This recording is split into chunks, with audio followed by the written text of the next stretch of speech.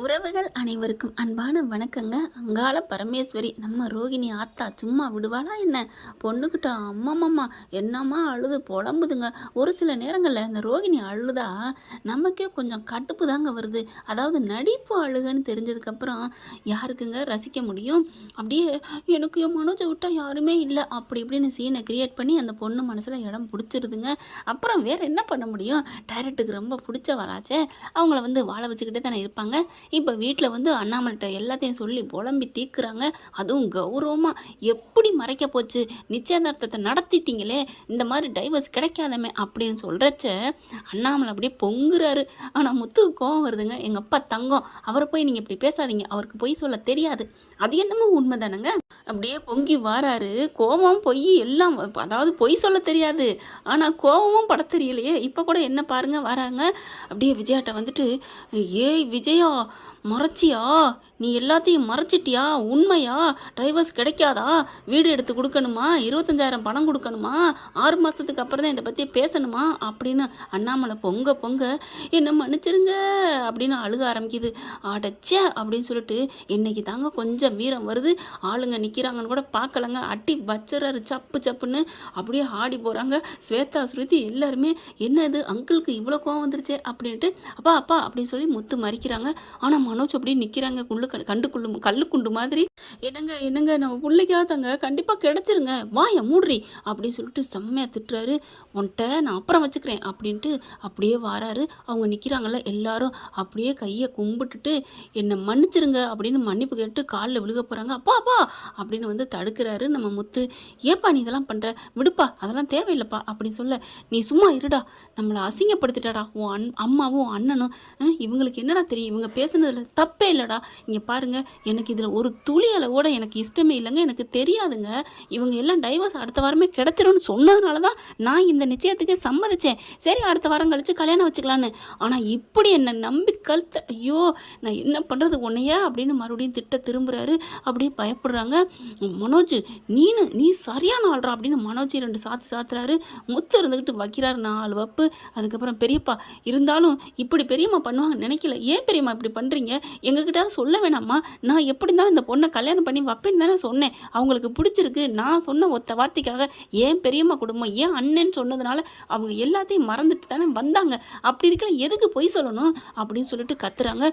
தப்புத்தாம்மா என்னை மன்னிச்சிருமா அப்படிங்கிறாங்க. ஆனால் அவங்க பொண்ணோட அப்பா அம்மா என்ன பண்ணுறாங்க, இல்லைங்க இப்போவே இவ்வளோ ஃப்ராடுத்தனம் பண்ணுறீங்க, நாளைக்கு என்ன வேணாலும் பண்ணுவீங்களே, இதில் என்னங்க இருக்குது, 6 மாதம் டைவர்ஸ் கேட்டிருக்காங்க அப்படின்னு சொல்கிறதுல நாங்கள் என்ன பண்ண போகிறோம், எங்களுக்கு என்ன கல்யாணம் ஆனது, டைவர்ஸ் கேஸ் நடக்குது, இதெல்லாம் தெரியாமல் நீங்கள் பண்ண போகிறீங்க, எல்லாம் தெரிஞ்ச விஷயம் தானே, அப்படி இருக்கையில் இந்த விஷயம் தெரிஞ்சால் நாங்கள் என்ன பண்ண போகிறோம், ஒரு 6 மாதம் வெயிட் பண்ண போகிறோம்.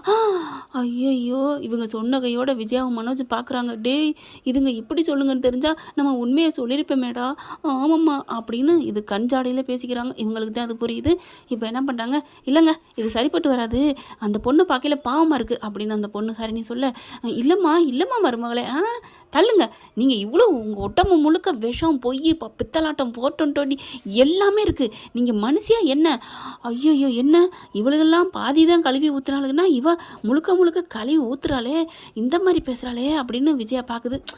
பரவாயில்ல, பணக்காரி கோடீஸ்வரி, வந்த 3 மருமகளில் இவ அவ்வளோ பெரிய பணக்காரி, அதுவும் அமெரிக்காக்காரி, காரு ஃப்ளைட்டு எல்லாமே சொந்தமாக வச்சுருக்கா, இவ சாணி செட்டில் என்ன நரகத்திலோட அடித்தா நம்ம வாங்கிக்கணும் அப்படின்னு முடிவுக்கு ஒன்றும் இல்லை மருமகளே, அப்படிமா இப்படிமான்னு மறுபடியும் தாஜா பண்ணுது விஜயா. இங்கே பாருங்க அதெல்லாம் பேசாதீங்க, எங்களுக்கு தேவையில்லை, அந்த பொண்ணு நல்ல பணத்தை இருக்குது, நீங்கள் என்னமோ அந்த பொண்ணை ஃப்ராடு அப்படி இப்படின்னு சொன்னீங்க, அது அவ்வளோ அழுகுது, மனோஜ் மேலே நான் உயிராக இருக்கேன், அவரை என்கிட்ட பிரிக்க பார்க்குறாங்க அப்படி இப்படின்னு.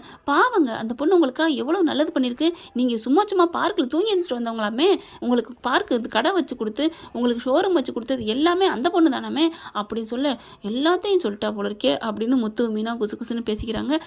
சும்மா இருங்க, ஆமாம் இதை விட்டால் மீனாவுக்கும் அந்த அம்மா அவங்க அப்பாவுக்கும் என்ன இதே தான், முத்து சும்மா இரு முத்துன்னு தான் சொல்லுங்கள். இப்போ ஹரிணி எல்லாத்தையும் சொல்லிட்டா போல இருக்குங்க, ஒன்று விடாமல். பாவங்க மனோஜ், அந்த பிள்ளைய வச்சு பிள்ளை இருக்குன்னு எல்லாம் சொல்லித்தானே உங்ககிட்ட லவ் பண்ணியிருக்கா, அவள் என்ன இப்போ கேட்குறா, உங்கள் கூட ஒரு வாழ்க்கை, அந்த பிள்ளைய நீங்கள் கல்யாணம் பண்ணிக்கிட்டா கடைசி வரைக்கும் உங்களை வச்சு கஞ்சி ஊத்துறேன்னு சொல்கிறா, அப்புறம் என்ன அப்படி சொல்ல, இங்கே பாரு ஹரிணி அவள் பொய் சொல்லுவா, எதுக்கு எடுத்தாலும் பொய் சொல்லுவா, நீங்களாம் பொய் சொல்லாத பாருங்க, இந்த தான் முழு பூசணிக்காய் வச்சு மறைச்சிருக்கீங்களே அப்படின்னு ஹரிணி விட்டு விளாசுது. மனோஜ் பார்க்குறாரு, இந்த பொண்ணை கட்டிக்கிறதுக்கு சும்மா இருக்கலாம், இவ பேசுகிற பேச்சுன்னு மனசுக்குள்ளே பிடிக்கல தாங்க மனோஜுக்குமே. வேறு வழி இல்லை, பணக்காரிங்கிறக்காண்டி ஆத்தா சொல்கிறக்காண்டி கொஞ்சம் அடங்கி நிற்கிறாரு. ஹரிணி சும்மா லெஃப்ட் ரைட்டு வாங்குதுங்க. பயங்கரமாக எல்லாத்தையும் போட்டு கொடுத்துருச்சு ரோகிணி. இப்போ பார்த்தீங்கன்னா நாங்கள் கிளம்புறவங்க எல்லாம் முத்து என்ன பண்ணுறாங்க, மீனா வர்றாங்க. இங்கே பாருங்கள், நில்லுங்க நில்லுங்க, நீங்கள் எல்லாம் சொன்னதெல்லாம் நான் ஓகே, நான் இது வரைக்கும் பேசலை. ஆனால் ரோகிணி நல்லவா அப்படின்னு நீங்கள் சொன்னீங்களே, அவளை பற்றின ஹிஸ்ட்ரி உங்களுக்கு தெரியுமா அப்படின்னு சொல்ல, என்னவா அப்படிங்கிற ஸ்ருதி என்ன பண்ணுறாங்க, நான் சொல்கிறேன் அதை, மீனா சொன்னால் கூட நீங்கள் நம்பலை, நான் இந்த வீட்டு மருமக தான் அப்படின்னு சொல்லிட்டு ஒன்றா அந்த பிள்ளை பண்ணது அம்புட்டையுமே எல்லாத்தையும் சொல்லி முடிக்கிறாங்க. அதை விட முத்து உயிர் போனால் பரவாயில்லன்னு சொல்லிட்டு கார் பிரேக்கை பிடுங்கி விட்டுருக்கா. அதை விட வேறு என்னங்க வேணும்? எவ்வளோ பணம் மனோஜிலேருந்து வாங்கியிருக்கா தெரியுமா? மனோஜ் அந்த இதை கொடு அப்படின்னு மொபைல் எடுத்து காமிக்கிறாங்க. நிறைய பணம் 1 லட்சம் 2 லட்சம் போட்டுக்கிட்டே இருந்தார் பார்த்தீங்களா, அது எல்லாத்தையும் காமிக்கிறாங்க. பாருங்கள், அவள் எனக்கு கொடுத்துருக்காளா இல்லை நான் கொடுத்துருக்கானு பாருங்கள் அப்படின்னு சொன்னோன்னே, அப்போ இதை நீங்கள் கோர்ட்டில் சொல்லிக்கலாமே, ஒரு பைசா கூட எனக்கு அவருக்காக நான் கடை வாங்கி கொடுத்துருக்கேன், என்கிட்ட ஒரு பைசா இல்லைன்னு சொல்கிறாளே, இங்கே பாருங்கங்க நான் தான் பணம் கொடுத்துருக்கேன்னு காமிச்சிருக்கலாமே அப்படின்னு ஸ்வேதாவும் ஹரிணின்னு சொல்ல, ஆமாம் இல்லை அப்படிங்கிறாங்க. என்னடா முட்டாள்தனமாக இருந்திருக்க, இதை ஏன்னா அன்னைக்கே சொல்லலை அப்படின்னு விஜயா மண்டையில் அடிக்குது, மனோஜ் மண்டையில். அடுத்து மீனா சொல்கிறாங்க, இங்கே பாருங்கள் அது எல்லாமே ஃப்ராடு, இன்னும் அந்த பொம்பளை வாயாலே நான் உங்களுக்கு உண்மையை வர வைக்கணுமா அப்படி சொல்ல, என்ன சொல்கிறீங்க, இருங்க அப்படின்னு சொல்லிட்டு என்ன பண்ணுறாங்க, மீனா ஃபோன் பண்ணுறாங்க ரோஹிணிக்கு.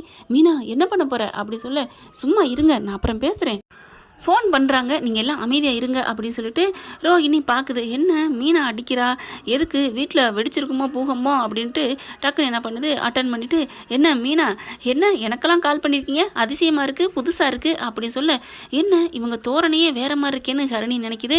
என்ன திமிரா பேசுகிறியா, உனக்கு ஆணவத்தில் ஜெயிச்சிட்டோங்கிற திமிரா? ஆமாம் நான் ஜெயிச்சிட்டேன்னு தான் பேசுவேன், இங்கே பார் என்றைக்கும் ஜெயிச்சிட்டே இருக்க முடியாது, அந்த பொண்ணு வேணான்னு சொல்லிட்டா நாங்கள் விட்டுருவோமா, என்ன பண்ணுவீங்க அப்படின்னு சொல்ல, என்ன பண்ணுவோம்மா, அவ கிடக்குறா ஹரிணி இல்லைன்னா இன்னொரு திவ்யா இல்லைன்னா இன்னொரு கார்த்திகா, ஆனால் கண்டிப்பாக ரோகிணி மட்டும் இல்லடி அப்படின்னு சொல்ல, நீ தெரிசா இல்லைண்ணா நயன்தாரா, அது இல்லைண்ணா அதுன்னு எத்தனை வேணாலும் போங்க, பார்த்துக்கிட்டே போங்க, நிச்சயம் வரைக்கும் கூட போங்க, தாலி கட்டுற அந்த நிமிஷம் கூட நான் அதை முறியடிச்சிட்டு மனோஜுக்கும் எனக்கும் தாண்டி உறவுங்கிறத நிரூபிப்பேன் அப்படி சொல்ல, நீ அது இந்த மீனா கிட்ட முடியாதுடி.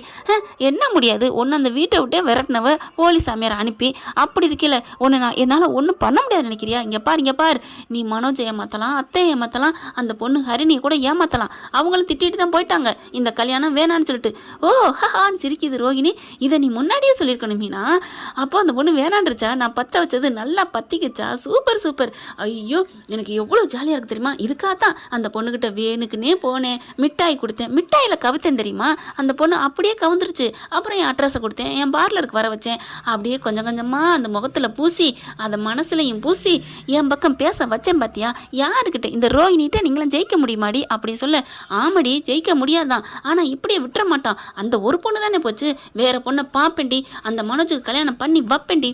என்ன மீனா என்ன ரொம்ப சவால் விடுறீங்க, அந்த மனோஜ் மேலே என்ன அவ்வளோ உங்களுக்கு அக்கறை, உங்களையும் வேணான்னு சொல்லிட்டு போனவர் தானே, அதை விடு, அதெல்லாம் போன கதை, அதை பற்றி இப்போ என்னடி பேசுகிற, அதெல்லாம் தெரிஞ்சுதானே நீ அவர் கல்யாணம் பண்ணிக்கிட்ட, இப்போ என்ன புதுசாக அதை சொல்கிற, என்ன சொருகிறியா அப்படின்னு மீனா சொல்ல, ரொம்ப பேசாத, இந்த ரோஹிணிகிட்ட நீங்கள் எல்லோரும் அடங்கித்தான் போகணும். இப்போ பார்த்தியா நான் மனோஜ்கிட்ட தான் நிறையா பணம் வாங்கியிருக்கேன், ஆனாலும் பணம் பூரா அவருக்காக கொடுத்துருக்கேன்னு சொல்லிட்டு கோர்ட்லேயே நான் வந்து காசு 25,000 வாங்கிட்டேன். பார்த்தியா அந்த நீதிபதியே முட்டாளாக்கி காசையும் வாங்கி எனக்கு வீடு வாங்கி கொடுக்கறது எல்லாமே பார்த்து கொடுக்கறது மனோஜ் தானே, எப்படி பண்ணிட்டேன், எனக்கு என்ன வருமானம் இல்லை, பார்லர் நான் சம்பாதிக்கிற 25,000 50,000 வரைக்கும், ஆனாலும் ஒரு பைசா கூட இல்லைங்கன்னு என் பிள்ளைய கூட்டிக் கொண்டு அழுதேன். பார்த்தியா எப்படிலாம் நான் நடித்தேன், என்கிட்ட போய் நீங்களாம் அதாவது சாதிக்க முடியாது. நீ என்ன நினச்சிட்டு இருக்க மீனா, ஒழுங்கு மரியாதை என் காலில் விழுந்து மன்னிப்பு கேட்டு எல்லாரும் சமாதானம் ஆனீங்கன்னா நான் வீட்டுக்கு வந்து அந்த வீட்டுக்கு நான் நல்லபடியாக பார்த்துக்கிறேன். இப்பவும் சொல்கிறேன், உங்களை நான் பகையாக நினைக்கல, உண்மையாகவே உறவாத்தே நினைக்கிறேன் மீனா.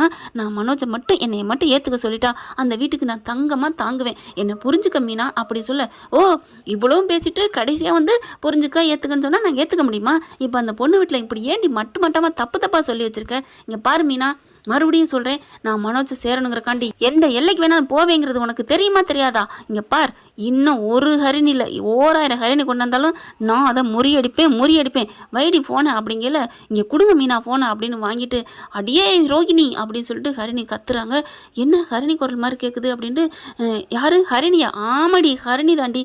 அடி பாவி, உன்னை போய் நான் நல்லவன் நம்பி ரொம்ப பேசினேன் பார்த்தியா, நீ பேசினதை நான் நம்பிட்டேன் பார்த்தியா, அது தெரியாமல் அவங்க வீட்டில் போய் நான் பேசிவிட்டேன்டி அப்படி சொல்ல, சொல்ல, இல்லை ஹரிணி, நான் மீனாவை சும்மா சொன்னேன். அடிச்சு வாயை மூடுறி. என்னென்ன வேலை பண்ணியிருக்கிற நீ? இவ்வளோ அசிங்கமானவளா, கேவலமானவளா? ச்சே, இங்கே பார் ரோகிணி, கல்யாணி, உனக்கு 2 பேராமே.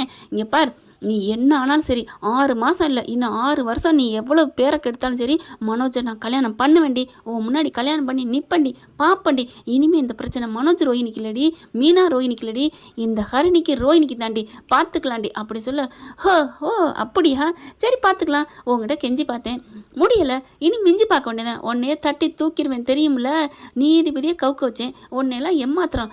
அடி பாவி, உன்னை போய் நல்லவன் நம்பி இங்கே பெரியம்மா அத்தை மாமாலாம் நான் திட்ட ஆரம்பிச்சிட்டேன்.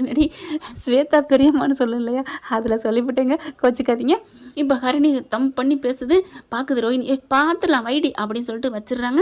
ஃபோனை வச்சதுக்கப்புறம் அப்படியே ஆடி போகிறாங்க. என்ன இந்த பொம்பளை இப்படி இருக்குது அப்படின்னு ஹரிணி சொல்ல, நான் தான் சொன்னேனே கண்ணு அப்படின்னு விஜயா வருது. நீங்கள் பண்ணது மட்டும் என்ன, அந்த பிள்ளை முன்னாடி வைக்கணும், உங்களை பின்னாடி வைக்கணும், நீங்கள் போங்க, உங்ககிட்ட பேச தயாரில்லை. இல்லை ஹரிணி, சும்மா இருங்க, இது எனக்கும் அந்த ரோஹிணிக்கும் நடக்கிற போராட்டம், கண்டிப்பாக நான் ஜெயிப்பேன். அங்கிள், உங்களை அப்பா அம்மா தப்பாக பேசிட்டாங்க, மன்னிச்சுக்கோங்க அப்படின்னு அண்ணாமலைகிட்ட சொல்கிறாங்க. பரவாயில்லம்மா, தப்புன்னா அதை கரெக்டாக கண்டிக்கிற பற்றியா, என்ன மாதிரி தான் நீ இருக்கிற, தப்புன்னு போட்டு உடைக்கிற, அதே மாதிரி தப்பு செஞ்சிட்டோம்னு தெரிஞ்சா உடனே மன்னிப்பு கேட்குற பாரு, உன்னை எனக்கு ரொம்ப பிடிச்சிருக்குமா அப்படின்னு சொன்னோன்னே, மன்னிச்சிருங்க அங்கிள், என்னை ஆசீர்வாதம் பண்ணுங்கன்னு காலில் விழுந்து ஆசீர்வாதம் வாங்குறாங்க. அதுக்கப்புறம் முத்து மீனா என்ன பண்ணுறாங்க, இன்னொரு ஐடியா அப்படி சொல்ல, என்ன இப்போ இது பேசிட்டு பார்த்தீங்களா, நான் தான் அவர்கிட்ட காசு வாங்கியிருக்கேன்னு. ஆமாம், இந்த எல்லாமே அப்படியே கோர்ட்டில் காமிக்கலாமே, வாவ் சூப்பர் ஐடியா அப்படின்னு சொல்லிட்டு வக்கீல போய் பார்க்குறாங்க. வக்கீல் அதை பார்த்துட்டு, நல்லா இருக்கே, எல்லாமே வருமானம் பூரா இவளுக்கு 50,000 இருக்குன்னு சொல்லியிருக்கிறா, அதுக்கப்புறம் மனோஜிட்டு நான் தான் பணம் வாங்கியிருக்கேன்னு சொல்லியிருக்கா, இதை வச்சு தானே அவள் மாதம் வாங்கினா, இதை நான் கோர்ட்டில் அப்பீல் பண்ணுறேன் அப்படின்னு சொல்லிட்டு முறப்பிரகாரம் என்ன பண்ணணுமோ அந்த வக்கீல் ஆர்டர் பண்ணுறாங்க. அதாவது அப்பீல் பண்ணுறாங்க. அதுக்கப்புறம் ஒரு நாள் கோர்ட்டுக்கு கேஸ் வருதுங்க. கேஸ் வந்ததுக்கப்புறம் போய் எல்லாம் நிற்கிறாங்க, எல்லா ஆதாரத்தையும் காமிக்கிறாங்க. அந்த நீதிபதியை முட்டாளாக்கணும் பார்த்தீங்களா அப்படிங்கிற முதற்கொண்டு இருக்குது. நீதிபதி செம்ம காண்டாகிறாரு. என்னம்மா, என்னையவே போட்டு பார்த்துருக்கியா? சார் அதெல்லாம் இல்லைங்கய்யா, இவங்க என்ன மாதிரியே குரலை வச்சு மாற்றி பேசியிருக்காங்க, நான் அது பேசவே இல்லை. ஓ அப்படியா, ஓ நம்பருமா மாற்றிருப்ப, இந்த பாரு ஓ நம்பர் தானே அப்படிங்கிற ஒரு மாதிரி ஆகுது. ஓ நம்பர்லேருந்து ரெக்கார்ட் ஆகிருக்கு அப்படின்னு சொல்லி செம்மையாக கொடுத்து கழட்டுறாரு. ஒன்றும் பண்ண முடியல. மனோஜ் முத்து எல்லாருக்கும் ரொம்ப சந்தோஷம். விஜயா பார்க்குது. ஆனால் விஜயாவை சந்தோஷப்படப்படாத அளவுக்கு ஹரிணி முறைக்க, இவ என்ன இந்த முறை முறைக்கிறா, இவளுக்கு அந்த ஸ்ருதியே பரவாயில்ல போலக்கே, அவளாவது கொஞ்சம் அடங்குனா இவ இப்படி எகுறா. வரட்டும், பணம் இருக்குது, அந்த பணத்துக்கு முன்னாடி இவ கோவம்னா எனக்கு பெருசே இல்லை அப்படிங்குது இந்த விஜயா. இப்போ நீதிபதி தீர்ப்பை சொல்கிறாரு, மனோஜுக்கும் ரோஹிணிக்கும் நான் இப்போவே விவாகரத்து கொடுக்குறேன் அப்படின்றாங்க. இவ்வளோ பெரிய ஃப்ராடுக்கு நான் இது வரைக்கும் வக்காலத்து வாங்கிட்டேனே நினைக்கல, எனக்கே வேதனையாக இருக்குன்னு சொல்லிட்டு அதுக்கப்புறம் என்னம்மா என்ன வக்கீலை பார்த்து நக்கலாக பேசுகிறாங்க, அதாவது ஜாலியாக பேசுகிறாங்க. பரவாயில்லையே கிருஷ்ணாராம், நீங்கள் வாதாடி ஜெயிச்சிட்டீங்க போல இருக்கே. இல்லைங்க சார், நான் இதில் என்ன இருக்குது, நான் உண்மையை சொல்கிறேன், வாதாடினதை விட இதில் முத்து மீனாவோட பங்களிப்பு தான் அதிகம் இருக்குது, அவங்களோட டேலண்டால தான் நான் ஜெயிச்சிருக்கேன். பரவாயில்ல கிருஷ்ணாராம், உங்ககிட்ட எனக்கு பிடிச்சது என்ன தெரியுமா, நீ ஜெயிச்சேன்னு சொல்லுவேன், நீ தப்பு பண்ணி என்னால் நடக்கலைன்னா உண்மையை ஒத்துக்கிற பார்த்தியா, மற்றவங்களாம் தான் இதே இடத்துல என் திறமையால தான் நான் ஜெயிச்சிட்டேன் அப்படின்னு சொல்லியிருப்பாங்க, நீ இப்போ உண்மை பேசுகிற பாரு, அதுதான் கிருஷ்ணாராம், நீ ஜெயிச்சுக்கிட்டே இருக்க எல்லா கேஸ்லையும். தேங்க்யூ சார் அப்படிங்கிறாங்க. அதுக்கப்புறம் மனோஜ் முத்துவெல்லாம் பார்க்குறாங்க. என்னங்கய்யா, பார்த்து இருந்துக்கங்க, இனிமேல் அது புத்தியை கொண்டு பொழைச்சிக்கோங்க அப்படிங்கிறாங்க. வெளியில் வந்ததுக்கப்புறம் பேசுகிறாங்க. அப்படியே ரோகிணி முறைச்சி பார்க்குது, எவ்வளோ தப்பு பண்ணியிருக்கு, இந்த பிள்ளை மேலே கம்ப்ளைண்ட் கொடுக்குறீங்களா அப்படின்னு அந்த வக்கீல் கேட்க, போனால் பொழைச்சி போத்துங்க, அந்த புள்ள ஒன்று இருக்குது, அதுக்காக நாங்கள் மன்னிச்சு விட்றோம் அப்படின்னு மீனா சொல்ல, ஹரிணி வருது. சூப்பருங்க மீனா, உங்களுக்கு எவ்வளோ நல்ல மனசு அப்படின்னு சொல்ல, நீங்கள் ரொம்ப நல்லவங்க அப்படின்னு சொல்லி ரொம்ப பாராட்டுறாங்க. விஜயாவும் மனோஜுக்கும் ரொம்ப வயிறாக எரியுது. முத்துவும் மீனாவும் நல்ல பேர் எடுத்துக்கிட்டே இருக்காளேன்னு. இப்போ கூட இதுங்களுக்கு நல்ல நன்றி உணர்வே இல்லைங்க.